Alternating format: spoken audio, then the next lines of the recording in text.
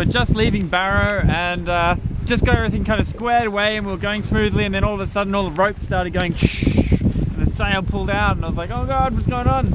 But the pulley system here, the little shackle actually busted off, and you can see the jamming, everything that controls how much rope you've got out is now at the top of the sail up there. So somehow we've got to drop the sail, and I found a new shackle, so maybe it'll work. Managed to get it back on again and bent the pieces back. Luckily none of them fell overboard, so we're lucky. So we just had a chat to the American Coast Guard on the radio just now, and they're coming up to us to take a photograph of our boat. So they're right behind us now. They're pretty massive. So while we're talking to the Coast Guard, they also gave us an update weather report. So we're expected 30 to 40 knots through the Bering Strait, as well as 10 to 15 feet waves. Pretty scary stuff, but hopefully it's only going to last a day or two, then we'll be out and the weather will calm down a lot more. So while we're in Barrow, we make this message in a bottle with our friends. So it's got a little message in there with our contact email address, and it's also got the front page of the New York Times in there. So we'll throw it in the water and hopefully it'll end up in Russia somewhere.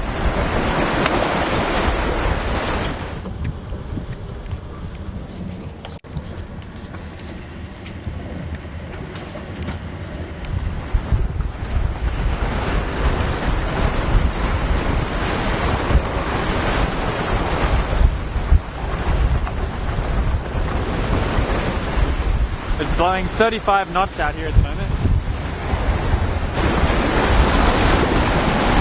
Sea's building up.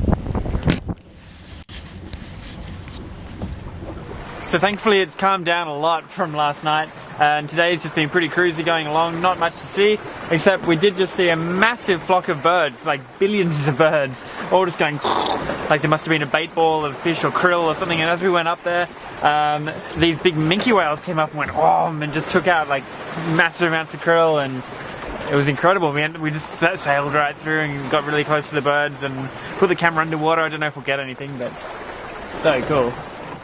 I thought I'd explain to you how we connect to the internet and get our emails and weather files and so on, just using an Iridium satellite phone, some fancy Xgate software, and our laptop. So we put our sat phone in a little cradle with a better antenna, an external antenna, because we get better reception that way. An Iridium 9555, and it's just got USB, which makes it pretty easy. So the program we use is by Global Marine Networks. It's called Xgate, and it's basically a compression system. It makes your emails send and receive a whole lot quicker, so you don't spend so much money on your sat phone bills. So after you hit send, the emails actually, they don't get sent straight away. They just get piled up here in your outbox ready to send. And then when you go back to your Xgate program and hit start, now you see it's trying to connect to the satellite phone, connecting, dialing. So sending email, progress bar. Then it'll start receiving any new emails that we've been sent. So receiving mail, 14 new emails coming in. And the good thing about this program also is that if anyone sends you an email that's too big, like it's got attachments or photos or something, you can automatically set the limit that it'll cut it off at. And if it's any bigger than that, you just basically get an alert email telling you there is a big email waiting for you from this person. And if you want to, you can go ahead and download it and hanging up.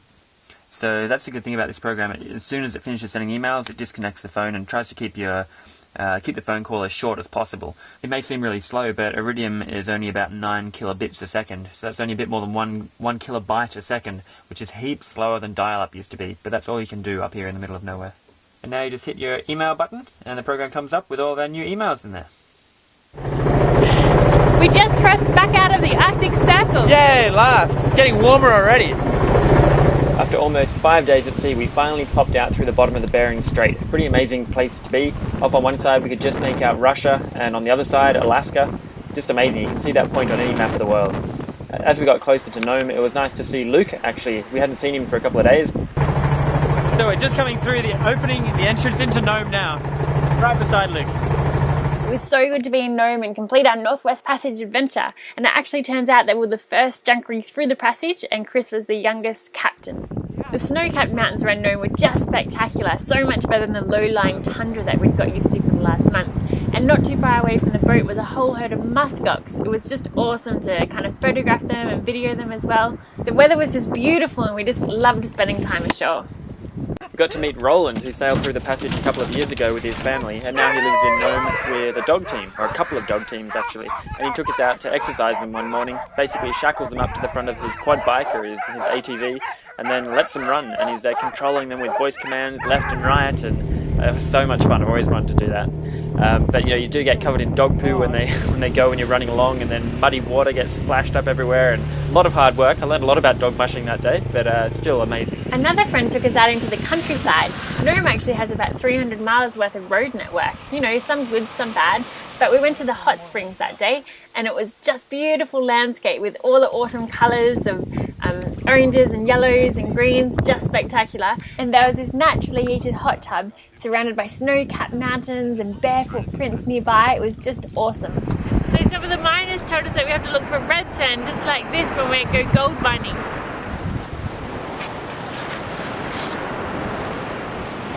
We bought this $6.50 gold pan, and we're trying to recoup the money we spent. It's actually quite a lot here. The days have been so beautiful here, really bright, sunny, cloudless days, but the mornings are getting so frosty. There's frost everywhere, and our heater won't start. Been here for about a week now in Nome, trying to work out how to get the boat out of the water, trying all sorts of different options, trying to convince different people who have cranes and trailers, and one thing after another sort of hasn't worked. But we finally spent a couple of days modifying a fishing boat trailer to kind of support a yacht with these big pads up there. That's ready to go, but then the fishermen went off fishing, as they do, and we've been waiting for him to come back for a couple of days. But just this morning, the fishing boats come back in, and they got in really late last night, so we're going to let the skipper sleep for a while, and then we're going to call him up and see if we can try and pull Teleport out of the water today, and then we've basically got tomorrow to shrink wrap it up and get it ready for the winter, and then we basically fly out the next day. So yeah. Nothing like cutting it a bit fine. So hopefully we'll get out of the water this afternoon. So we're just trying to clean everything and scrub up all the mold in the V-berth and get everything packed. So it's all pretty straightforward. Just unpacking our box of shrink wrap stuff from Dr. Shrink. Pretty cool. They can just box up all this, everything, gloves even. We wrap the boat up and then heat it, and it goes and shrinks it really tight. You get vents and all that kind of stuff to stick on top so you don't get too much condensation. It's all you need to winter a boat up. That's awesome. So hopefully it's just going to be a case of sliding this backwards into the water, getting Teleport nuzzled in here till she kind of rests on these things, tying it down, and then using the truck to drive back out. And hopefully Teleport will seat neatly just on these pads, no support on the keel, and we'll just be lifted out. So this is the ramp that we've got to try and pull Teleport out on that trailer. It's kind of steep, but then also they're going to have to put the trailer in a long way to be able to get Teleport on it, so it's going to be tricky.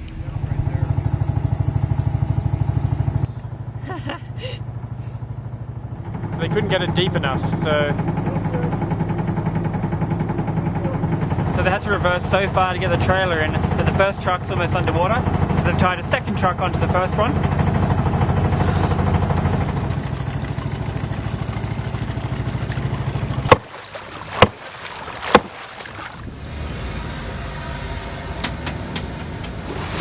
You got a pretty good ding in your hull.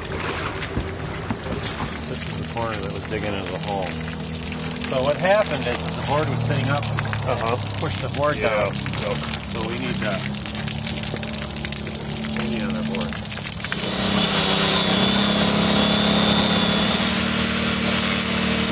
Okay, we're coming in for our third attempt. Third time lucky, hey? They've been welding and grinding and changing everything.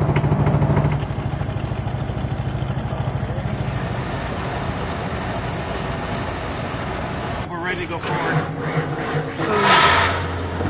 I think we got ourselves a boat coming out of the water. Let's go.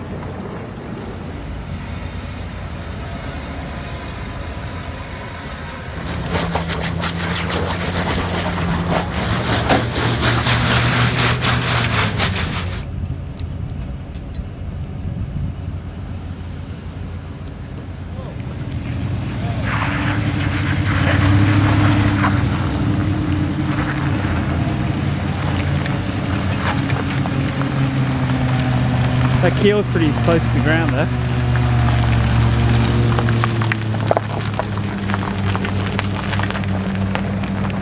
Wow.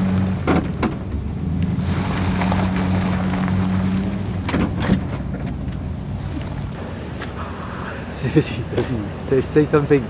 Say something. Well, this much clearance under the keel. My heart's beating so fast. Okay, we can start turning it. We're just cruising around, seeing if we can find some old wood to build a cradle to hold teleport up.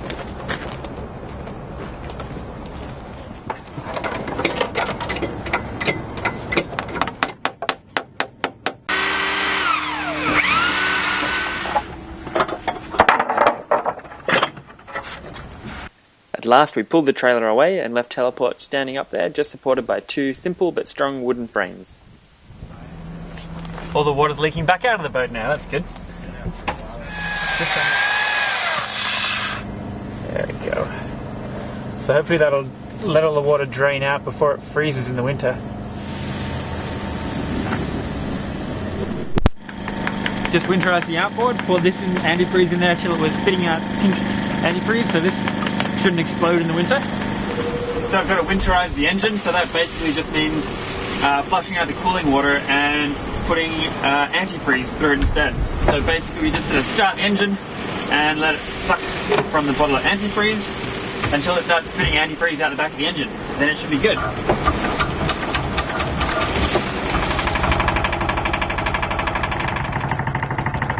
And we've got to winterize the toilet as well. So basically, again, just make sure there's no water in there. Otherwise, when it freezes, it'll blow all the pipes up and everything. So you kind of pump it out. Now you drain the very last bit out. There's a little screw down the bottom. You undo that little plug, and all the last bit of water drains out. And just making sure we pumped out all the water out of our drinking water system.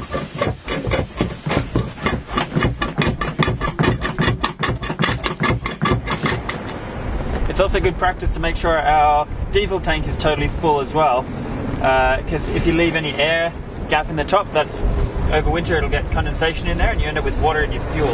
Just lock it up for the winter.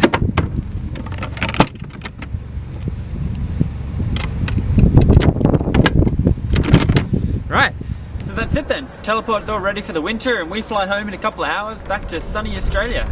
Can't wait. It's been an amazing season finishing the Northwest Passage though. Yeah, done. I reckon the western half wasn't as bad or as boring as we thought it was going to be. We thought all the exciting stuff would be over in Greenland and so on, but it's been great. We found a lot more places to stop than we thought. And yeah, a lot of amazing people, cool wildlife, polar bears. Yeah, Been pretty cool. Very awesome.